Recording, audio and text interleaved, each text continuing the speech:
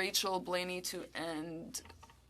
Well, thank you. I appreciate that, Chair. And I want to thank both of the folks here testifying, not only for your amazing testimony and for showing up, which I think is really important, but also for your service to the country. I really appreciate it deeply.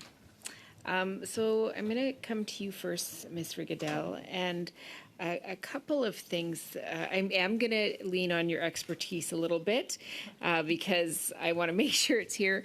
But I'm just wondering if you have any feedback or thoughts on how members who are transitioned out, if they're actually screened for MST.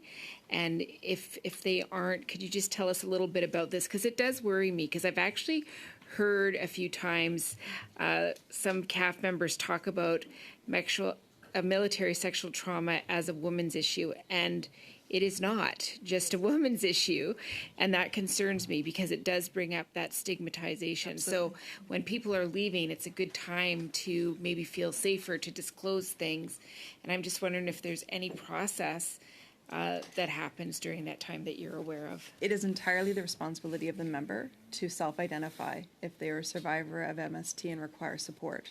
So because of that, I've had, and like you said, it's not a gendered issue. I just had a situation where I was, I traveled out of town to help a male survivor who suffered an incident in 1987 to finally put in a claim for it and finally start to get some help. So that person's been suffering with PTSD since that time. And although, you know, by many viewpoints has been quite successful professionally, recognizes that he's been struggling. And it's only now sort of coming through this that he's finally able to say, you know what, it's been scaring me the whole way along. As the male survivors that I've worked with, of course, have issues around the question of their own gender identity at that point. Sometimes they struggle a lot with that as a result of what happened.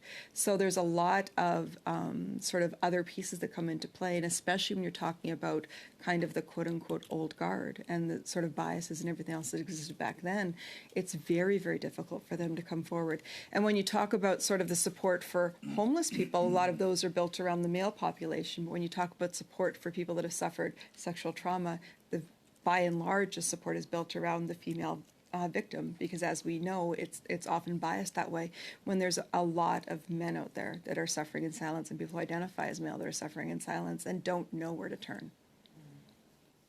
So this is concerning for me for many reasons, but also because if you, again, do not acknowledge it at that final step, then supports at the VAC level could be blocked.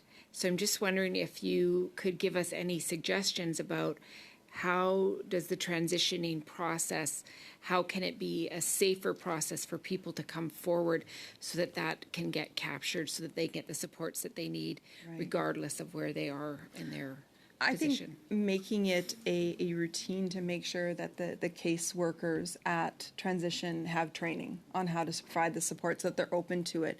I've talked to a lot of military people that have it quite obvious. They'll have positive space ambassador, you know, signage on their cubicles and that sort of thing.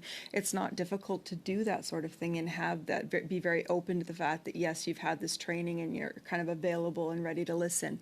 I think offering service providers in all the genders, as opposed to just having, you know, those who identify as men or those who identify as women as being the sole point of contact, is very important, because you might have something where you have a much easier time, you know, going and approaching somebody of a gender that you feel comfortable with.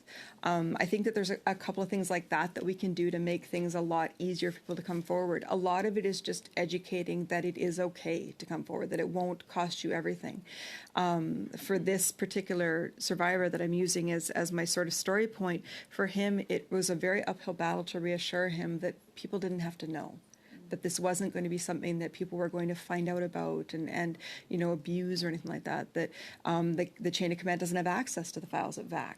And even when he first put the claim in, he called to make sure they'd received it, and the response back from the person was, well, that's an old claim, it probably won't get approved. And I had to go and tell him that, no, MST is different. It's not, you know, it's not the same as like breaking an ankle and then claiming 20 years later that you have ankle pain. This is a different type of injury.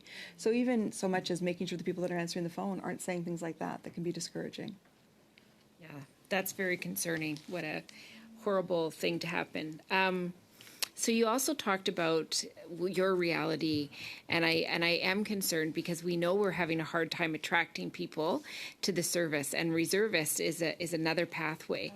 So if we're blocking opportunities for them, especially after facing trauma, so I'm just wondering, in terms of the transition process, what are your recommendations around this particular issue? I'd recommend taking a really close look at the policies. Again, return home moves weren't something that was really examined because it used to be a little bit more of a rare occasion. Class B contracts used to not happen very often.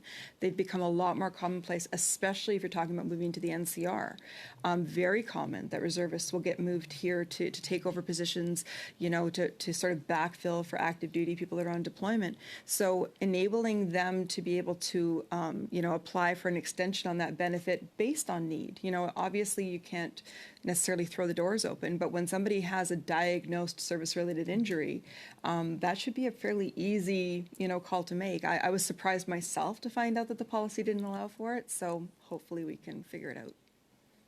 Thank you. And I know I don't have any more time. I wanted to ask you a little bit more about the app because I think that was really important feedback. So if there's anything you want to add, please send it to us, because I think if something is not working so profoundly, we really need to see that fixed. Thank you. Thank you so much, Ms. Blaney.